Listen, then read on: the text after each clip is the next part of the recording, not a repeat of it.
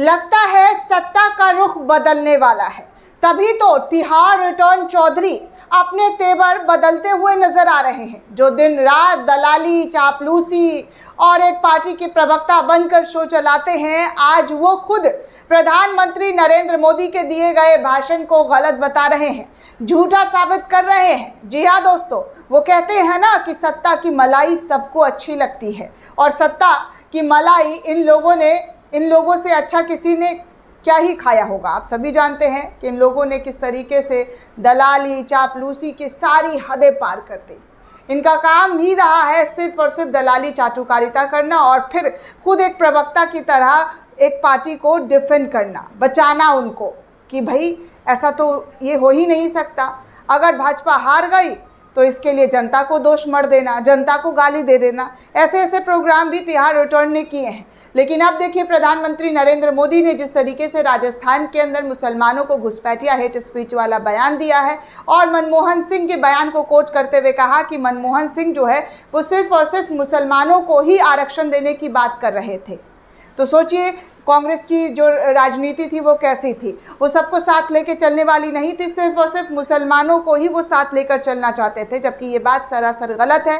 मनमोहन सिंह का जो बयान है ऐसा कुछ नहीं था। मनमोहन सिंह ने अल्पसंख्यकों के साथ तमाम वर्गों को जोड़ा था, जिसमें बात कहा था कि उनको जो है आरक्षण मिलना चाहिए, उनको हिस्सेदारी मिलनी चाहिए थी। लेकिन मोदी जी पहले ही चरण के आंकड़े देखकर इतना हड़बड़ा गए, इतना घबरा गए कि वो मुसलमान करने लगे।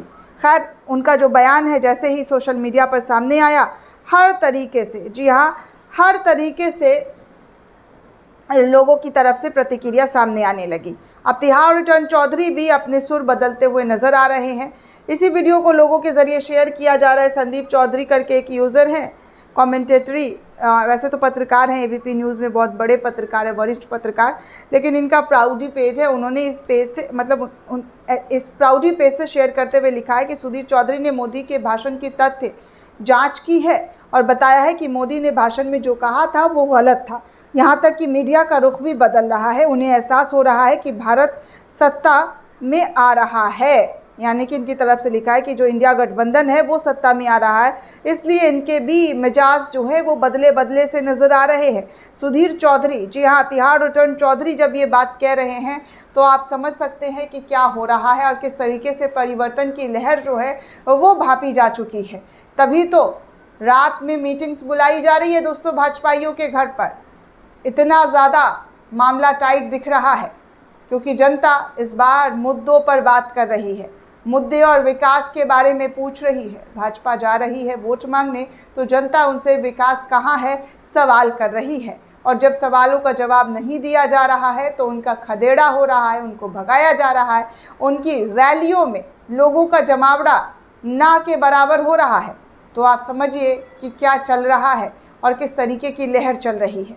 दोस्तों, इस पूरे रिपोर्ट को लेकर आप क्या सोचते हैं, आपकी क्या प्रतिक्रिया है, हमें कमेंट करके ज़रूर बताइएगा।